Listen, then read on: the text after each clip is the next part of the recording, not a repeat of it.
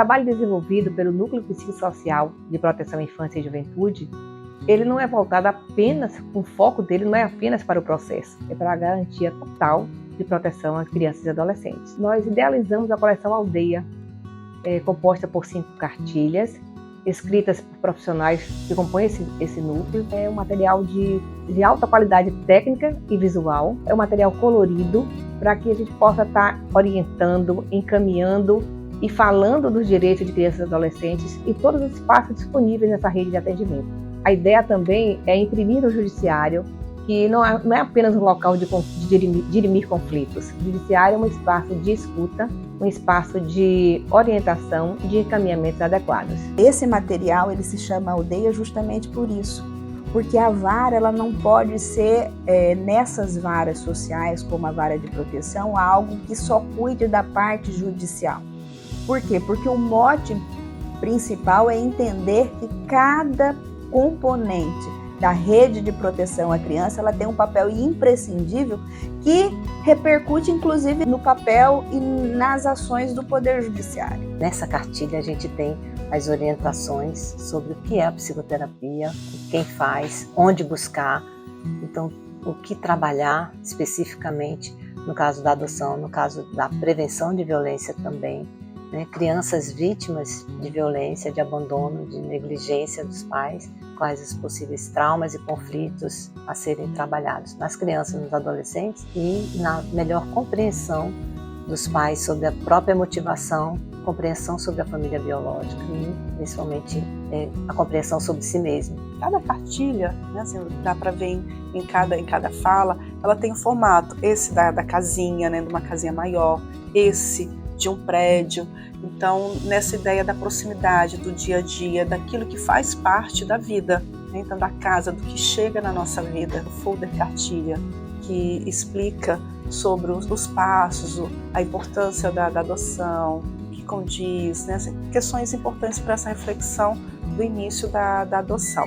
E temos também, dentro da coleção, um material específico para os pretendentes, que é um caderno de atividades, com várias atividades, com vários exercícios, com várias reflexões sobre o exercício da parentalidade adotiva e que contribui também para a construção do álbum desse filho que vai chegar nessa história, nessa caminhada do pai ou da mãe, né, da família por adoção. Quando você olha que todos têm que estar voltado para o centro, que é a criança, que não há um trabalho que seja autossuficiente, que não há um trabalho que seja mais importante do que o outro na proteção e que todo mundo tem um papel de coadjuvante nessa obrigação constitucional de proteger a criança, você entende que você vive numa aldeia e que o único protagonista é o quê? O dever de proteção integral à criança. Todos os outros são coadjuvantes, todos os outros são aldeãos, inclusive o juiz que conduz a vara de proteção. A cartilha de convivência familiar e comunitária, ela surgiu a partir da ideia de a gente falar e sensibilizar a sociedade, os profissionais, a rede de proteção como um todo, sobre quem é a criança e o adolescente que ingressa na unidade de acolhimento institucional ou familiar, quando aquela criança é afastada da sua família de origem. Mas principalmente, além de falar sobre quem é essa criança, sobre quem é esse adolescente, é mostrar quem é a família, né, dessa criança e desse adolescente, porque a gente não pode dissociá-los. Por trás de uma criança em risco tem uma família também desprotegida. Então esse foi o nosso maior objetivo, fortalecer de alguma forma em papel esse direito, né, que essas crianças têm de estarem com suas famílias e a proteção social que precisa ser dada a essas famílias para elas cuidarem de seus filhos. Reconhecimento das prevenções de violências contra crianças e adolescentes, para poder identificar quais são as violências que acontecem contra crianças e adolescentes. E aí essas violências são as negligências, violências físicas, violências psicológicas e as violências sexuais.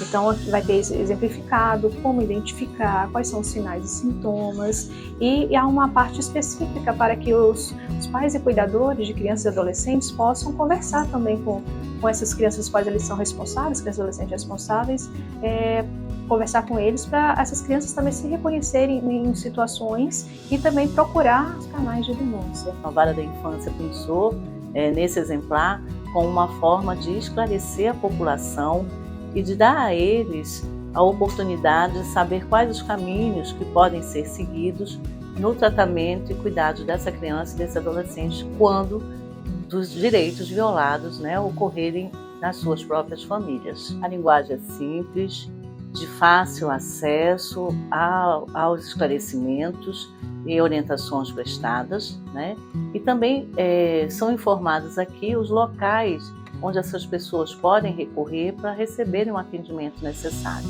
Para mim foi uma honra prefaciar o trabalho, vê-lo agora materializado depois de tanto tempo, é algo que me emociona, porque eu entendo o quanto é importante aquele conselheiro tutelar pegar um material desse e saber o que ele vai fazer, quem que ele vai procurar, aquele professor saber, olha, eu tenho uma situação de abuso, o que eu vou fazer?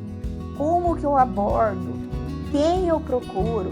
As famílias, que têm interesse em adotar, o que ele vai procurar? A rede de proteção é uma política pública que tem que funcionar independente de quem esteja no governo. E como essa política pública, ela é o quê? Ela tem um método, ela tem uma ação programática e ela tem uma abordagem definida. E esse material, ele traz uma definição clara de qual o papel de cada ator e como esse ator deve se mover, independente de quem esteja naquela pasta ou naquela direção.